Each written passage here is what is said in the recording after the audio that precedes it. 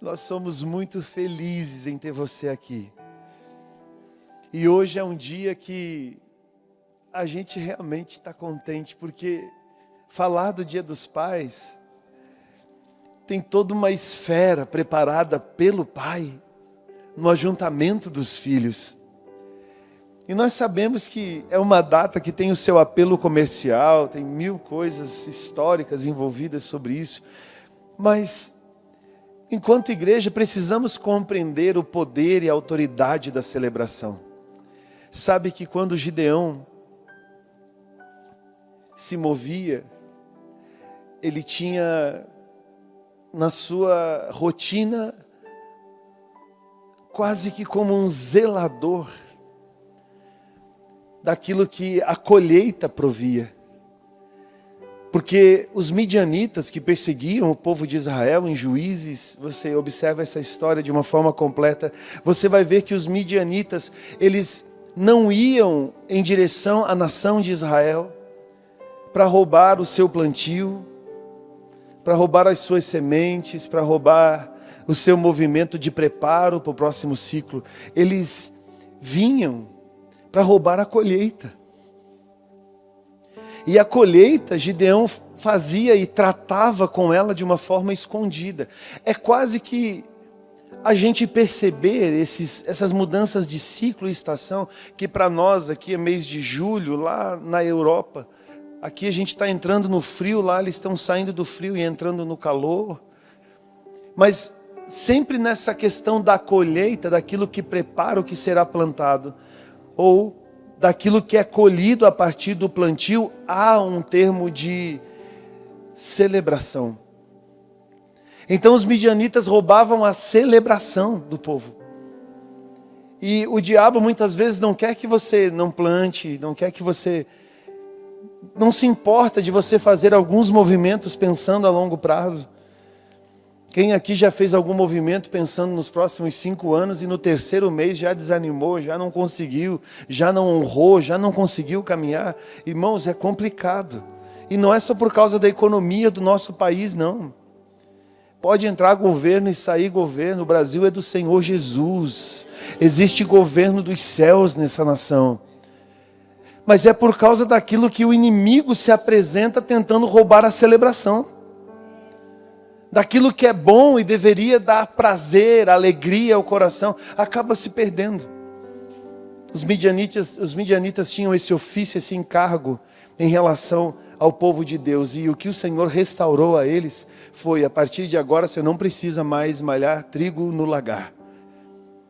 Porque lagar é lugar de moenda, lugar de moer uva, de pisar uva, de prepará-la. Agora vamos cuidar do trigo de forma exposta. Eu profetizo na sua vida que você vai desfrutar de coisas que você não terá que ficar se escondendo. Não terá que ficar com medo do que vão pensar, do que vão dizer. Porque virá termos de responsabilidade na sua vida para você de verdade poder desfrutar sem nenhum peso na sua casa, na sua história. Podendo viver o sobrenatural de Deus e a provisão do Senhor na sua empresa. Naquilo que Deus tem para a sua casa. Naquilo que Deus tem para o roteiro daqui aos próximos 20 anos. Para que quando você chegar lá, você ter certeza que foi o Senhor que te colocou lá. Então seja ousado e grato. Porque assim como o anjo disse para Gideão, embora estivesse constrangido naquele momento, eu digo para você, vai nessa força. Seja fortalecido na palavra. Nas suas convicções você não mais sofrerá ataques. E se eles vierem, você estará firmado e fundamentado em nome de Jesus. Amém? Eu dou continuidade à ministração da manhã e tenho alguns minutos para fazer isso. E sempre gosto de compartilhar com os irmãos fundamentos. Para que você não fique confuso ou com o passar do tempo vá perdendo noção de realidade. Porque a religiosidade faz isso com as pessoas. Nós não queremos, daqui a 100 anos, sermos uma igreja histórica, da qual contam histórias e dizem, olha, houve um avivamento. Teve um pessoal que queimava pela presença de Deus e foi uma história muito bonita. Não, nós precisamos compreender a continuidade disso. Aonde isso vai parar, para onde essa movimentação está nos levando. Interessante que toda a construção do Senhor passa por princípios e esses princípios são inegociáveis. Porque os princípios do Senhor são elementos que nos guardam em todo o tempo. E sobre cada aspecto da vida existem princípios de Deus. Interessante que a humanidade, quando ela se corrompe, naturalmente ela afronta os princípios de Deus. Você nunca ouviu falar de uma questão moral, uma questão ética, uma questão de responsabilidade para com 1, para com 100, para com 1000, para com 10.000, que sendo condenável aos olhos dos homens, sendo condenado aos olhos de Deus, não favorecia somente os homens, mas se desviava daquilo que o Senhor quer e sempre quis. Deus, para ser negado, precisa no mínimo ter sido considerada a sua existência. E a relação com a existência de Deus, para alguns, existe no conforto da vida. Na forma com que as coisas acontecem, o rumo que as coisas estão tomando, para outros, na eminência de um desastre.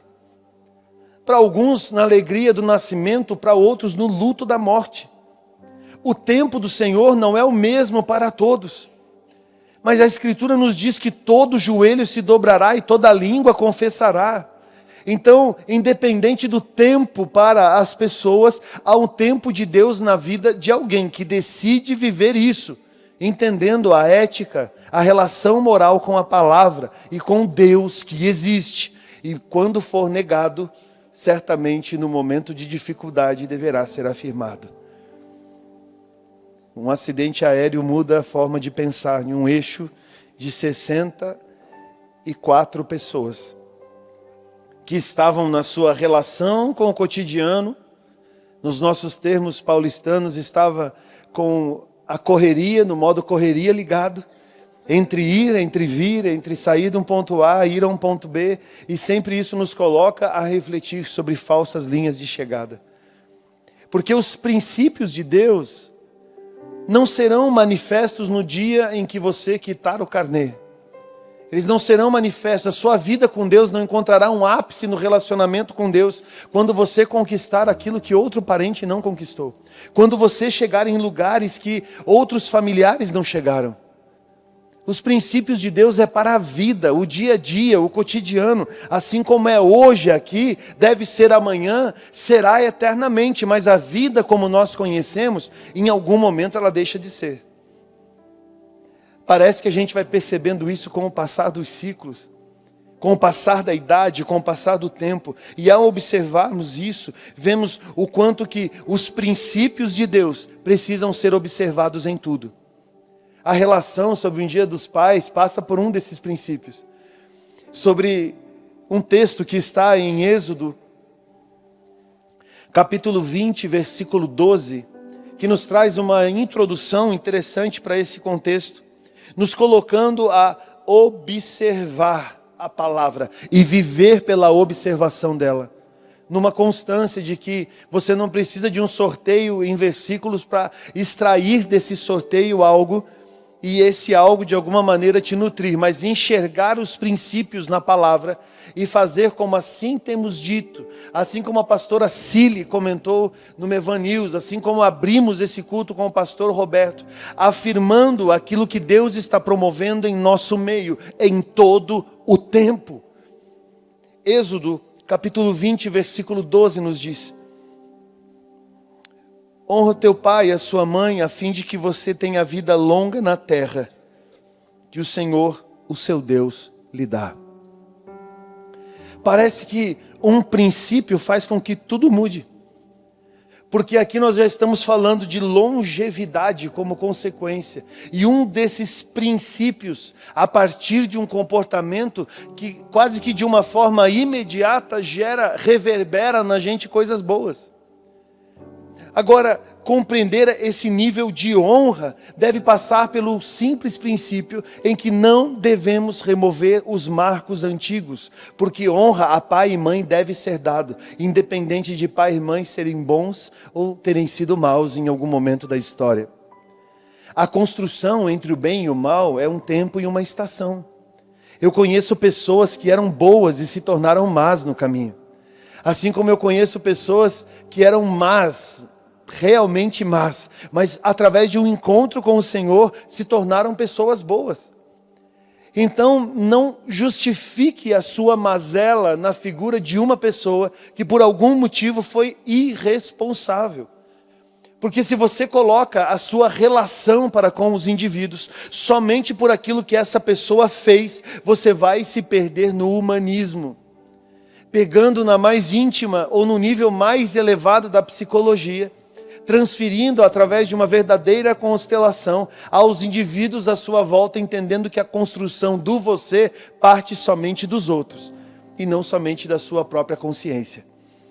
Eu acredito no poder da influência, mas a influência que gera traumas precisa ser discernida no espírito, para que haja libertação e as pessoas, nos princípios de Deus, não sejam religiosas e ao mesmo tempo prisioneiras de histórias mal resolvidas. Você está me entendendo? Porque de que adianta se converter e não entrar nesse nível de conversão e se perder por causa de referências relacionais perdidas? Obrigado. Aleluia. Eu esqueci minha água. Perdi minha garrafa hoje em 3 lugares, irmão. Não sei onde ela está. Daqui a pouco ela aparece. Está escrita assim, é bem grande. Eu perdi ela por aí. Se você vê uma garrafa cinza escrita Israel, ela é minha. Amém? No meio desses princípios a gente encontra o que o Senhor espera sobre eles. Olha só, entre o bom e o mal, alguns exemplos nos servem de forma bem prática. Jesus é bom ou é mau, irmão? Pode responder, é bom ou é mau? É bom. E na Escritura diz que um dos homens que estavam próximos olharam para ele e disseram, bom mestre. Tá tudo certo nessa fala, né? Tá tudo certo, não tem nada de errado, não. Jesus maravilhoso, poderoso, extraordinário, a revelação de Deus na terra. Olha para essa pessoa que diz bom mestre e diz, por que você me chama de bom? Bom é o meu Pai que está nos... E quando ele aponta para o Pai essa bondade, parece que ele está só tirando a referência dele e jogando para o Pai por um princípio de honra. Mas é algo muito mais complexo do que isso. Porque Jesus, quando faz isso, ele coloca algo muito interessante como base de interpretação. Porque tudo que Jesus fazia, ele apontava o seu caminho para o fim. E o caminho do fim de Cristo era a conclusão da sua obra. A partir do momento em que ele disse está consumado, se estabelece então uma autoridade nele porque a missão estava cumprida. Então ninguém é bom e ninguém é mau até que a obra esteja concluída. Talvez sejam maduros ou imaturos, inconsequentes, existem consequências, coisas boas e coisas ruins, todo mundo passa por isso. Mas a bondade e a maldade de alguém será ferida no final da conclusão da sua vida. Você já foi no velório de alguém que não valia nada e todo mundo dizia, nossa, era uma pessoa tão boa. Você já foi, irmão? Lá no Rio Grande do Sul, uma vez eu fui no velório de um traficante que tinha matado todo mundo e tentaram matar ele a vida inteira, até que um dia acertaram. E quando eu dei por mim, isso foi lá em 2005, eu acho, 2004. E quando eu dei por mim, pastor Roberto, eu estava no meio de uma favela, numa cidade chamada Novo Hamburgo. Lá o bicho pegava. E no meio daquela favela não tinha polícia, só tinha um monte de gente estranha, assim, com um volume na cintura. E o defunto ali, parecia uma peneira de tanto tiro, mas deram uma remendada na cara dele para dar o velório. E eu era o pastor preletor visitante daquele final de semana. Pastor, morreu uma pessoa aqui, filho de uma irmã da igreja. Vamos lá levar uma palavra? Vamos, agora à tarde, depois a gente vai direto para a igreja, está tudo certo, né? Chego lá, quando eu desço do carro, o conselho do pastor. Pastor, ele era o traficante aqui, ele era o cara do movimento aqui, e acertaram ele. E esse cara não valia nada, a mãe dele orou a vida inteira. E eu pensando comigo, seu desgraçado, você me trouxe aqui para não ter que falar nada, seu miserável. Dentro de mim eu xingava aquele pastor. Aí a gente chega no lugar, aquela gritaria, eu quero ir com ele, sabe aquelas coisas? Aí eu vou, Jesus morreu tão novo, realmente era novo, mas o assunto era tenso. Aí eu penso comigo, o que eu faço? Vou falar o quê? Vão dar tiro aqui, mano. Tinha gente com arma para dar salva de tiro na hora que o caixão saísse do velório para ir para o enterro. E o pastor vestidinho de terno do alto da cabeça até a planta dos pés. E eu pensando, ele vai transitar de bonzão aqui e eu vou sair de ruim. A gente quer saber de uma coisa? Eu vou falar do tempo e da eternidade, não estou nem aí se o defunto está aqui, se não está, se tem gente chorando, se tem gente que não está chorando. Mas de alguma forma no enterro é onde você faz a conta, passa a régua, né? Fecha a conta e aí você vê o extrato da coisa. Que eu e você só saberemos do nosso próprio extrato. Porque eu não poderei falar do extrato de outra pessoa. Olha que interessante. Um princípio posicionado se torna a um indivíduo entre a bondade e a maldade, a conclusão da sua obra. Não coloque pessoas nesse lugar. Porque se elas são más hoje, em algum momento elas foram boas na sua vida. E se elas foram más na sua vida, talvez tenham sido até o dia de hoje. Porque a partir do dia de hoje pode ser uma outra relação, inclusive com o seu pai. Porque você pode converter o que é ruim em coisa boa. Eu acredito no evangelho que converte gente, que transforma corações, que amolece coração duro. E que mais do que amolecer coração duro, transforma coração de pedra em coração de carne, em coração humano. Cheio de vontade de viver a vida, cheio de vontade de consertar as coisas à sua volta. Então, por favor, sepulte quem precisa ser sepultado na sua vida, mas se ainda há esperança, se ainda há um ar a ser respirado, pegue essa oportunidade e converta isso em coisas boas. Porque você tem autoridade para fazer isso. E a palavra de Deus, que é princípio e é fundamento, nos fala sobre isso. Malaquias, capítulo 4, versículos 5 e 6. Nos traz uma instrução.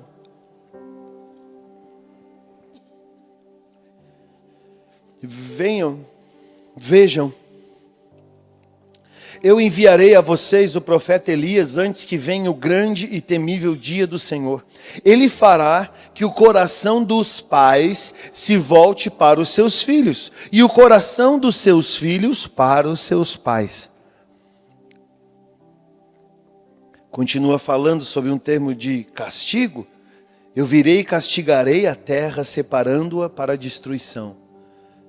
Do contrário, no rumo das coisas, esse direcionamento profético nos coloca na relação entre pais e filhos, na reconexão entre um contexto geracional. Esse contexto geracional é uma fórmula de Deus para tratar conosco, inclinando a nossa vida a quem precisa de nós.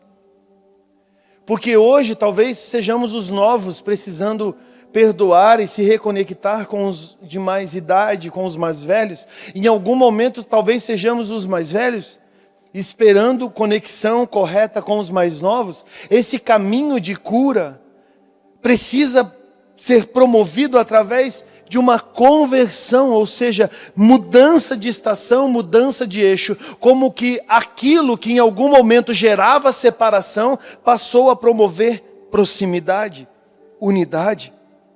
tudo que promovemos enquanto igreja deve estar fundamentado nesses aspectos de convergência. E esses aspectos são permanentes. O Senhor não causa divisão. O Senhor não gera rebelião. O Senhor não promove situações onde homens se degladeiam, se afastam, justificando suas culpas na vida de um ou na vida de outro. O Senhor sempre faz muito mais do que isso, para que essa relação com o reino de Deus não se perca em utopias religiosas. Essas utopias religiosas é aquilo que você espera ser e nunca chega. É a relação com a palavra que você profetiza e nunca acontece. É a relação com esse nível elevado espiritual que você se dedica e de verdade ele nunca vai florescer na sua vida. Eu falo isso para que você seja protegido através da manifestação do reino de Deus. E eu tenho falado sobre isso aqui nas últimas semanas e muitas compilações e escritos sobre isso têm gerado inúmeros, dezenas de materiais no último ano. Essa manifestação do reino de Deus é a observação, repita comigo, observação daquilo que no céu é uma realidade. Então, a conversão do coração de um pai para um filho não é um bom exemplo de uma família perfeita de propaganda de margarina aqui na terra. É aquilo que no céu é uma realidade. O pai olha para o filho e diz, esse é meu filho amado. O filho olha para o pai e diz, é tudo dele. E o pai devolve para o filho dizendo, estamos juntos. E o filho aponta para ele dizendo, eu te amo.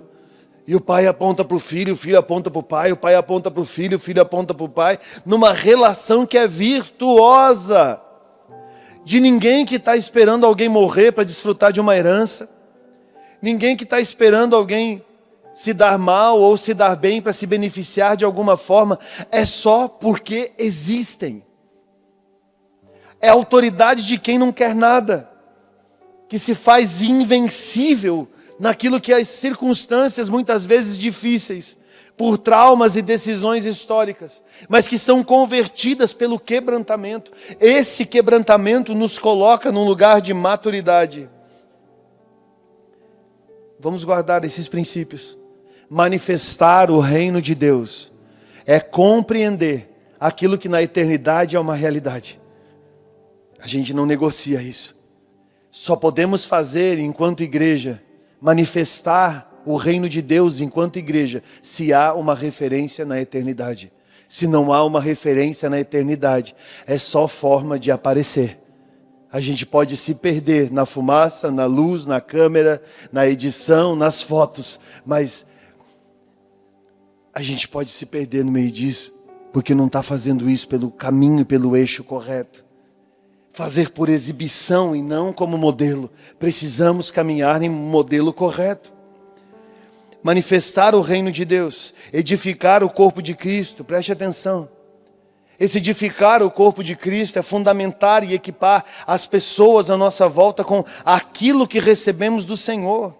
Alguns vão fazer movimentos relacionados à instrução, outros a relacionamento, outros na área de cura, estratégia, acessos na sociedade, medicina, etc. Outros serão levantados com riquezas. Se eu fosse você, eu dava um glória aí agora. Porque Deus pode te fazer rico. Rico. De você começar a sentar nos lugares para comer e não olhar o preço no cardápio. Eu estou com vontade de comer isso, comer aquilo. Eu estou com vontade de viajar, estou precisando ter um tempo, estou precisando ir lá, estou precisando vir. E Deus te fazer abastado para você investir milhões de reais na obra de Deus. Agora tem gente que não consegue. Porque não pode nunca romper uma barreira histórica na vida. Porque enquanto o Senhor lhe dava 5 mil reais por mês, 10 mil reais por mês, achava justo um dízimo de 500 reais, de 1.000 reais. Mas quando começa a faturar 50 mil, 100 mil, 200 mil, já acha injusto. Não, esse valor aqui é muito dinheiro para a igreja, não, eu vou reter. Deixa eu dizer para você, A palavra de Deus, ela não muda em relação à pessoa, mas quem define o teto do que ela vai viver na sua vida com Deus é ela mesma. Porque os princípios continuam sendo os princípios de Deus. Deus pode te levantar para consertar não só a sua família financeiramente, mas a promover muitas coisas que vão transformar a vida de pessoas. Agora, para isso é necessário ter maturidade, entendendo que nesse caminho de edificação do corpo de Cristo, que acontece através dos 5 ministérios, existe um nível de responsabilidade exacerbada, que vai além da medida, além da meta, além da cota. Há quem consiga lidar com coisas sociais enquanto a miséria é o cenário. Agora, no momento em que tiver que transitar com pessoas que não precisam de nada para comer, não precisam de dinheiro, não precisam de água, não precisam de roupa, não precisam de nada, elas precisam de Jesus. Há quem só saiba lidar com necessidades físicas, mas não consegue transferir aos outros aquilo que espiritualmente é necessário, para que essa pessoa encontre virtudes. É por isso que missionários se frustram quando vão para a Europa, porque na Europa se recebe em euro, nos Estados Unidos se recebe em dólar. E aí você vai querer pregar o evangelho nos Estados Unidos com uma cesta básica debaixo do braço, ninguém vai entender nada do que você está fazendo. Tem um amigo meu muito bem-humorado que diz que os Estados Unidos é tão chique que lá até morador de rua fala inglês. Aí chega num lugar com 1000 coisas para suprir alguém com uma necessidade, e elas não têm essa necessidade, elas têm necessidade do Cristo. Então, por favor, abra o seu coração, até mesmo para o que significa a obra social, porque obra social não é um trabalho ligado à miséria, é um trabalho ligado à responsabilidade em dar ao outro o que lhe é por direito. Nós vamos fazer obras sociais tanto debaixo dos viadutos, quanto nas coberturas, nos condomínios, nas pessoas que necessitam ouvir falar de Jesus, e não há quem lhes pregue. Porque em algum momento ensinaram que essa edificação do corpo tem a ver somente com situações iminentes de necessidade na vida de alguém. Compreenda, a autoridade da igreja está no todo, e não somente no viés. Tem gente se jogando de cima de viadutos ou em linhas de metrô e de trem para tirar a sua vida. Existem inúmeros casos de pessoas que pulam de suas coberturas triplex, porque já não sabem mais qual é o sentido da vida. Qual delas vale mais? Vale mais a vida de quem estava num voo de R$3.000, de Cascavel para Guarulhos, e estava a caminho do exterior? Vale mais ou vale menos a vida de um morador de rua que morreu de frio esses dias aqui em São Paulo, numa madrugada, por hipotermia, por ter perdido sua consciência por causa de cachaça? Quem é mais importante? No meio dessas virtudes, nós precisamos estabelecer o governo do Espírito Santo, que é autoridade no movimento, fazendo com que todo um ambiente saiba quem somos.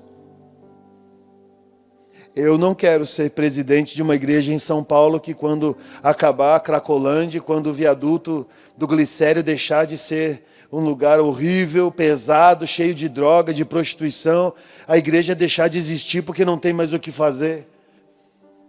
Pastor Muracava fala algo extremamente relevante. Ele diz: e se a igreja hoje deixar de existir, qual a diferença que ela fará? Esse exercício do governo do Espírito Santo é fazer com que as regiões celestiais saibam quem nós somos. Tem coisas que você quer ser reconhecido por movimentos ainda muito íntimos, muito pessoais, muito reservados. Agora existe a autoridade de Deus na sua vida que precisa ser exposta. E essa exposição da parte de Deus na sua vida vai gerar sim um comprometimento a você. Eu e a Viviane, a gente toma susto aqui em São Paulo, irmão. Uma cidade desse tamanho, lá em Itajaí, todo mundo conhecia todo mundo e estava tudo certo. Você sabia que você não podia ir em lugar nenhum que você encontrar um crente lá. Agora, em São Paulo, eu não sabia que isso acontecia, irmão, e acontece todo dia. A Viviane vê uma pessoa na vida. Há 10 anos atrás, ela reencontra hoje, ela diz: ah, é o fulano. Eu estou olhando para você aqui agora. Se amanhã eu te encontro num supermercado, talvez eu me perca, porque eu tenho problema com isso. Ela não. E esses dias ela estava no Parque Ibirapuera com o Tito, estava em viagem. Logo a gente se encontrou, ela disse, amor, você acredita que tinha toda uma família que veio me cumprimentar? Eu não sabia quem era. Digo, mas que hora que era isso? Era, sei lá, manhã, né? Manhã ou tarde, alguma coisa assim. E no meio disso, as pessoas interagiram e conversaram, chamaram ela pelo nome, brincaram com o Tito. E ela ficou preocupada, disse, meu Deus, a gente não pode mais nem pecar nessa cidade. A autoridade no exercício do governo do Espírito Santo está no ambiente reconhecendo em você o que o Senhor depositou na sua vida. Chega de se esconder na fé e chega de querer que Deus se exponha a seu respeito, mas você não consegue se expor em relação a Ele. As definições, os medos te colocaram numa caixinha e você foi se fechando, se acomodando como um bom cristão. A Bíblia não te chamou para você ser um bom cristão, te chamou para você ser filho de Deus, com autoridade na sua vida, e todo mundo sabe quem é teu pai, todo mundo sabe quem é a sua casa, a sua família, os seus filhos, todo mundo sabe da sua realidade, não porque você anda chorando pitanga o dia inteiro, mas porque você é quem mais ora, quem mais profetiza, para que cenários desfavoráveis se convertam segundo a realidade do céu, na gestão e autoridade do governo do Espírito. Se exponha. Eu vou preencher um formulário, as pessoas perguntam, o que você faz da vida? Quando eu digo eu sou um pastor, tudo à minha volta, todo mundo para assim, parece que fica olhando um alienígena. Pode colocar aí, eu sou pastor mesmo. Aleluia. Talvez você não seja um pastor, ou talvez seja. Mas em algum momento, você será convidado a manifestar a sua fé, além da sua medida de segurança. Confessando o nome de Jesus, diante de todos. Para que Cristo confesse o seu nome diante do Pai.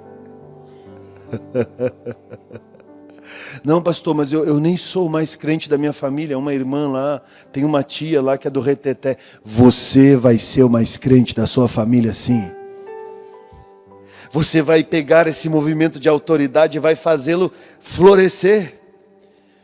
Você vai exercer, inclusive, paternidade em favor dos homens, fluindo através do Espírito Santo e dos 5 ministérios. Pastor, mas essa é uma palavra para homem, né? O exercício de paternidade. Você sabia? Enquanto Ministério Mevan, quando falamos de paternidade, nós estamos falando da unidade de um homem e de uma mulher, com os ingredientes perfeitos e muito bem equilibrados, para que alguém encontre destino através de uma movimentação. Sim, se refere a um casal. Se refere a um ofício, a um direcionamento que gera transformação e impacto no destino de alguém. Irmãos, esse movimento vai fazer com que tudo à sua volta mude, porque a sua relação com as pessoas tem uma importância, uma responsabilidade que é sua. Seja para os mais velhos ou para os mais novos, a sua influência aponta o destino das pessoas. E você tem nas suas mãos a oportunidade de viver o que Deus quer que você viva e influencie os indivíduos, ou você retém isso e está preocupado só com o seu. Não deixe com que o relativismo roube de você uma autoridade de uma postura entre um sim e um não que você precisa assumir na sua vida. Isso é certo? Não, isso não é certo, porque não está nos princípios de Deus. E isso aqui, o que você pensa sobre isso? Não sei, eu vou consultar o Senhor, eu preciso orar. Coloca a gente num lugar de maturidade e faz com que a gente perceba o quanto que ainda se precisa caminhar. Hoje é o Dia dos Pais. E a noite já está afindando, o dia está acabando, amanhã já está apontado para o próximo feriado, a próxima movimentação familiar, o próximo isso, o próximo aquilo. Irmãos, não se apegue muito a datas, mas valorize a responsabilidade sobre elas, aquilo que nos diz respeito. Lá em Judas, capítulo 1, versículo 1, nos diz: Judas, servo de Jesus Cristo e irmão de Tiago, aos que foram chamados, amados por Deus Pai e guardados por Jesus Cristo. Antes de ter uma referência de um salvo, um cristão, um crente salvo, digno da sua salvação, compreenda que a introdução de Judas coloca as pessoas e os indivíduos no seu devido lugar. Porque nós fomos amados por Deus Pai e não somente por Deus. Porque se fosse só uma relação com a divindade, talvez em algum momento ela se apagaria, porque você fez algo que não devia e o Senhor está bravo com você. Jesus, Deus, não é um santo de algum terreiro, nem uma entidade espírita, a fim de se entristecer ou se alegrar com você. Ele continua no mesmo lugar, fazendo com que esse amor, nesse período onde a graça nos é acessível, possamos converter o nosso coração ao Pai, entendendo que o coração do Pai já está convertido a nós. Então nós temos um acesso a Deus através do Pai.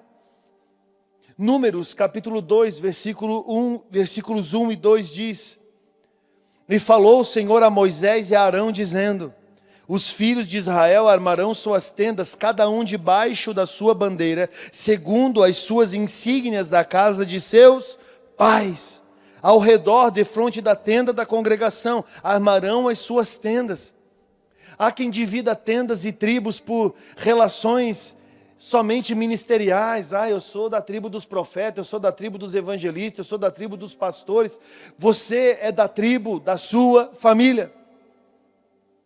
E aí não tem muita divisão ministerial em relação a isso, porque profetas somente com profetas viram cultos estranhos.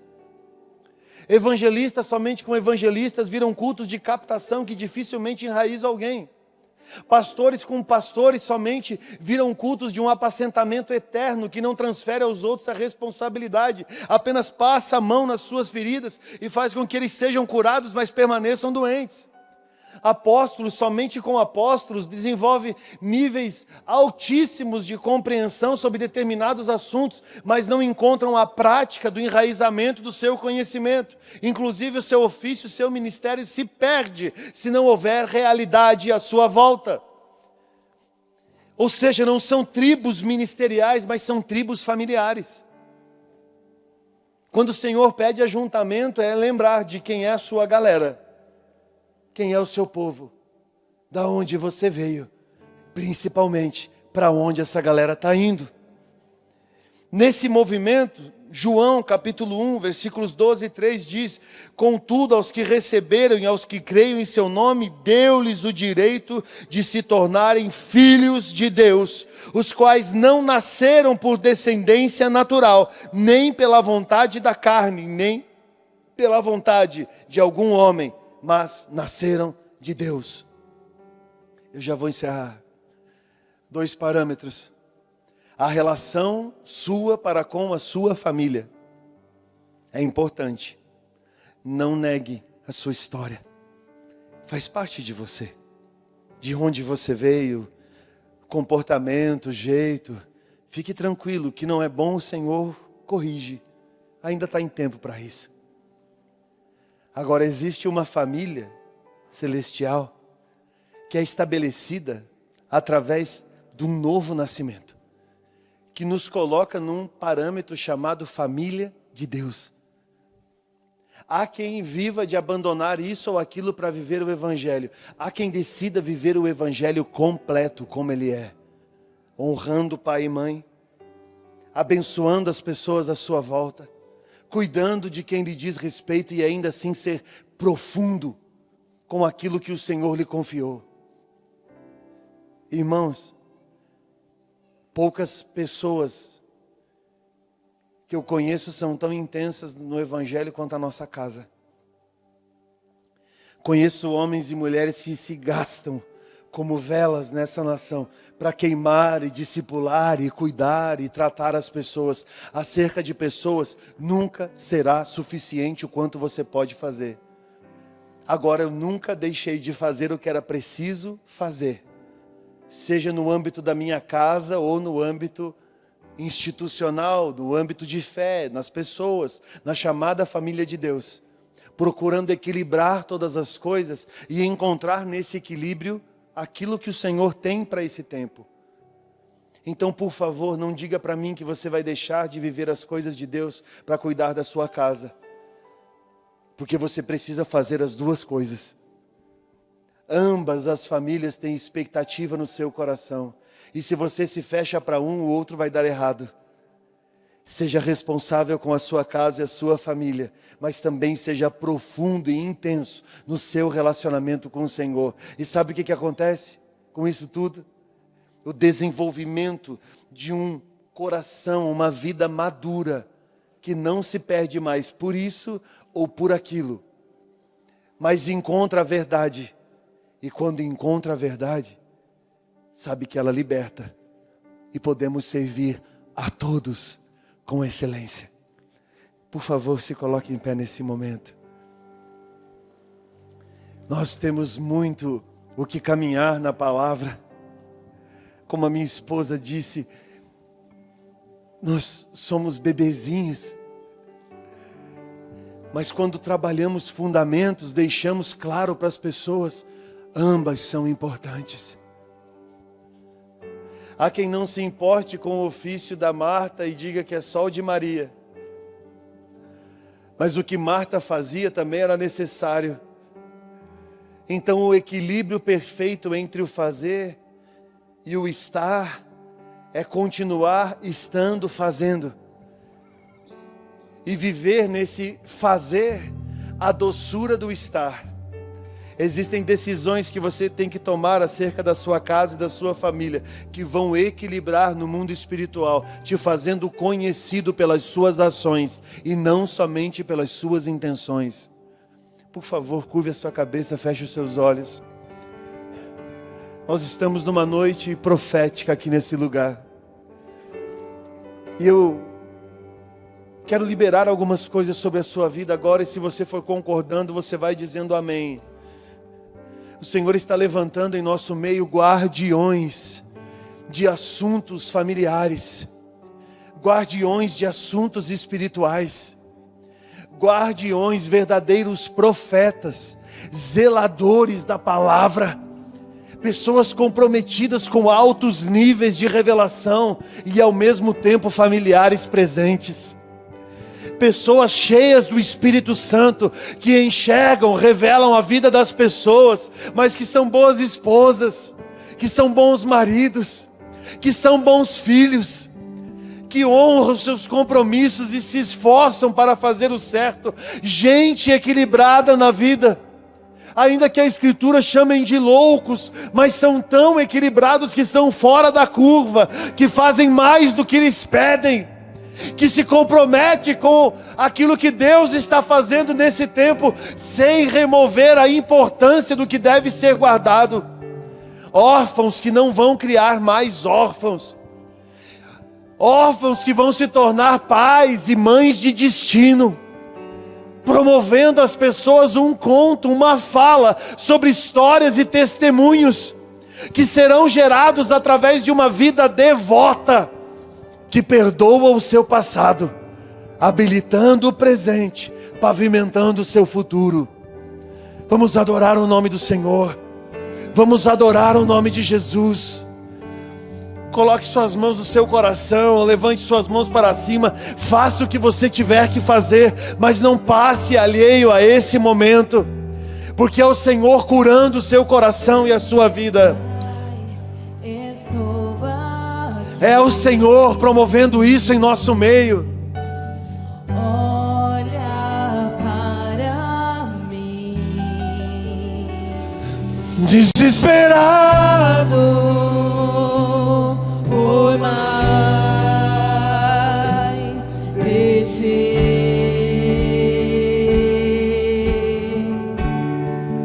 A tua presença é o meu sustento, a tua palavra, meu alimento, preciso ouvir. tua voz dizendo assim.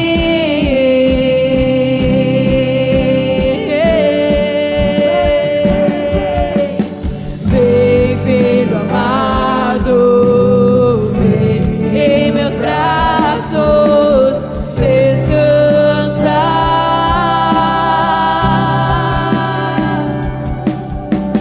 E bem seguro te conduzirei ao meu altar. Ali falarei contigo, com meu amor te envolverei. Quero olhar em seus olhos, suas feridas sararei. Vem, filho amado, vem em meus braços descansar.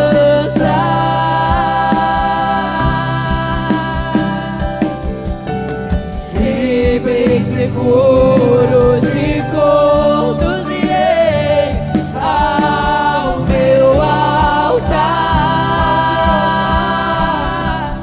Ali falarei contigo, com meu amor te envolverei. Quero olhar em teus olhos, tuas feridas sararei. Vem,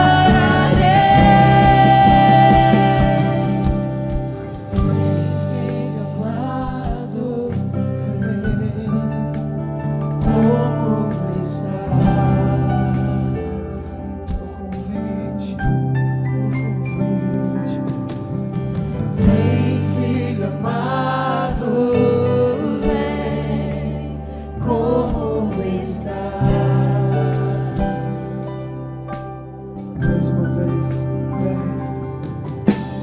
Vem, filho amado, vem, como estás? Daí você se depara com uma oportunidade. Mudar a sua forma de ver e enxergar as coisas, porque o Senhor te dá uma oportunidade de converter o seu coração e sair de um lugar de dureza e se tornar flexível, para que o Senhor venha e coloque as coisas no devido lugar. Coloque a mão no seu coração assim. Me dá um novo coração, Senhor. Me dá um novo coração, Senhor. Comece a orar, diz: Jesus, me dá um novo coração. Não deixe o diabo roubar de mim a celebração. Não deixe o diabo roubar de mim os meus filhos. Não deixe o diabo roubar de mim. Não deixe o diabo roubar de mim os meus pais. Não deixe o diabo roubar de mim os meus familiares.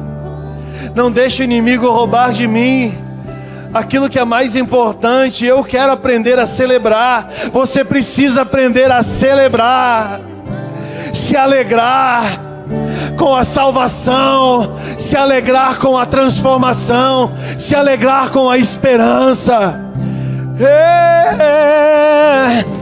Vem, Filho amado, vem, como estás?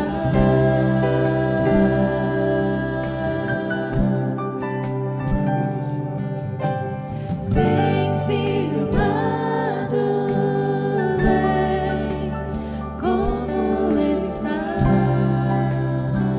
se você chamar Pai.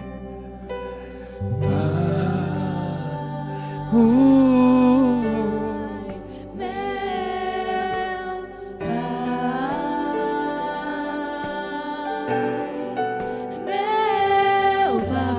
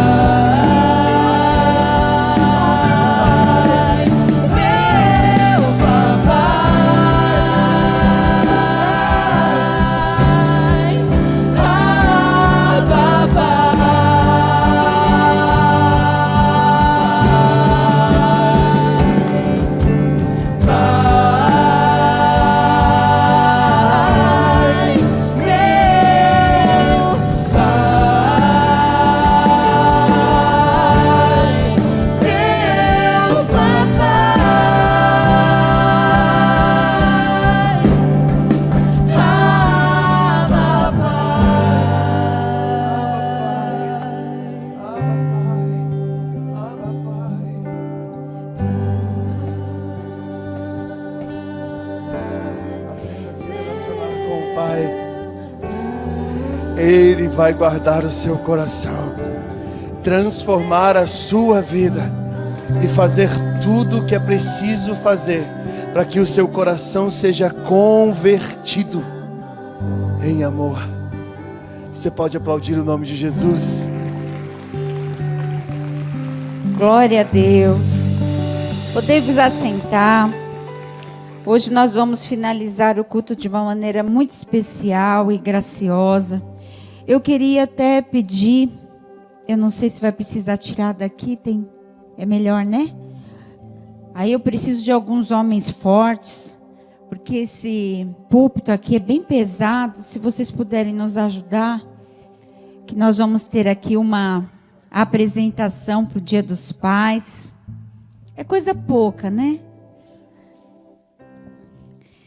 E tudo começa com reconhecimento, né? As nossas crianças, elas podem já adentrar, se posicionar aqui. E em Efésios 6:2, a palavra do Senhor já nos orienta acerca de reconhecermos, de honrarmos. Diz assim: honre o seu pai e a sua mãe, que é o primeiro mandamento com promessa.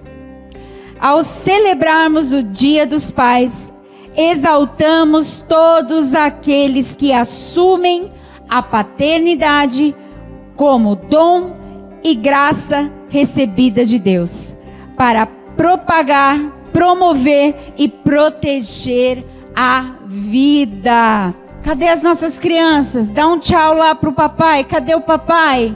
Olha lá, é tanto pai assim com um sorriso. Aqui, ó. É a coisa mais linda. Ser pai é ser presença, segurança, confiança, afeto e amor na vida de seus filhos. É ser uma bússola que indica o norte da vida, impondo limites e saber dizer não sempre que necessário. Papais, parabéns. Sua presença, seus ensinamentos, exemplo e amor fortalecem e acompanharão a vida dos seus filhos. Feliz Dia dos Pais. Vamos aplaudir os nossos pais presentes, os que têm filhos aqui pequenininhos e aqueles que têm filhos já grandão e que não estão aqui. Agora a gente vai ouvir uma homenagem linda que o nosso Mevan Kids preparou para vocês. Se preparem para emoções fortes. Coloca aí o cinto e já prepara o lencinho. Para quem que eu dou? Ah, já? E aí, quem tá com... Ah, tá. Beleza. Vamos lá. Oi, sua linda.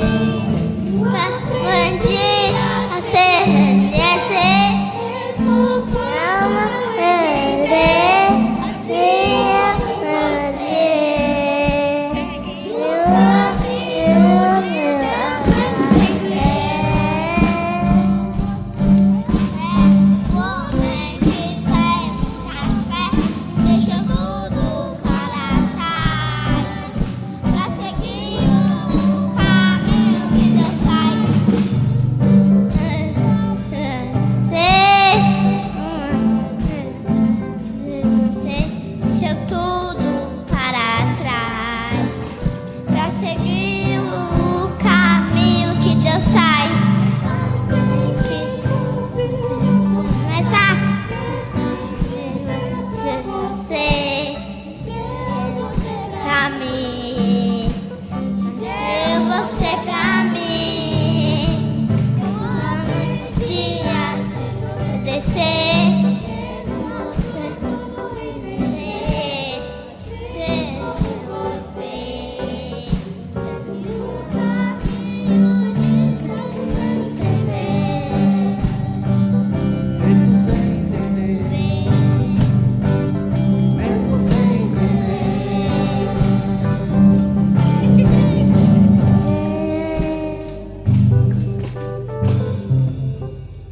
Cadê as palmas para os nossos papais? Aquele que teme o Senhor possui uma fortaleza segura, refúgio para os seus filhos. Provérbio 14:26. Pais que promovem destino, promovem cuidado, promovem amor e zelo, criam respostas. Uma homenagem cheia de carinho e zelo aos papais do meu povo da poeira.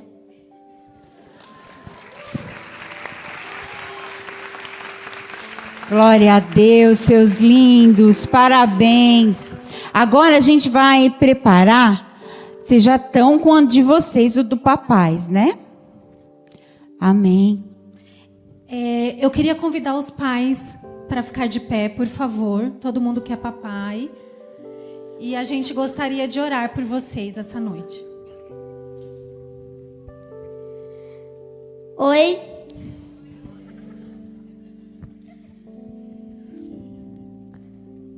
Em nome de Jesus, a todos os papais que estão aqui, fechem os olhos. Que guardem a vida dos papais, que guarde tudo que é deles, as nossas vidas, a vida das nossas mães e todo mundo que está aqui. Amém. Aleluia. Eu quero pedir agora para as nossas crianças irem em direção ao papai de vocês e entregar o presentinho que a gente preparou para eles. Pode ir lá. Dá um abraço bem apertado, um beijo, fala da importância dele para vocês.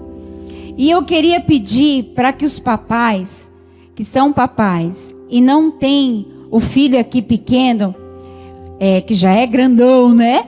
Se colocassem em pé, que a gente preparou uma lembrancinha para vocês e a gente quer entregar para vocês. Por gentileza, os pastores me ajudem. E os demais vão receber dos seus filhos o presentinho, todo especial também. Mas a gente não queria e não poderia deixar de honrar os pais já de filhos maiores, né? Amém? Glória a Deus. Aqui ainda, ali, no final. Conforme você for recebendo, se você já pudesse sentar, só para a gente poder se organizar na entrega. Olha isso, que coisa linda, as crianças procurando seus papais, entregando o seu presente, aquele abraço gostoso, o desenho especial. Aleluia. Pastor Roberto, pastora Flavinha, aqui ó. Ali também. Ali ó, aqui, ali. Pati, aqui, ali. Eu acho que é isso. Glória a Deus. Vamos nos colocar em pé. Vamos vencer essa semana que está aí.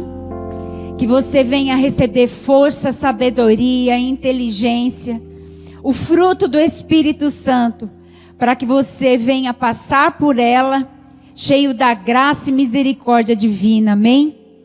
Feche os seus olhos. Senhor meu Deus, muito obrigado, Deus, porque até aqui o Senhor tem nos ajudado. Abençoe e proteja, Senhor, tudo que leva o nosso nome, o nosso sobrenome.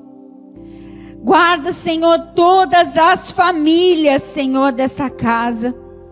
Deus, em nome do Senhor Jesus, que a graça, o amor e a consolação do Espírito Santo do Senhor venha ser com cada um de nós, até a vinda gloriosa de Cristo Jesus.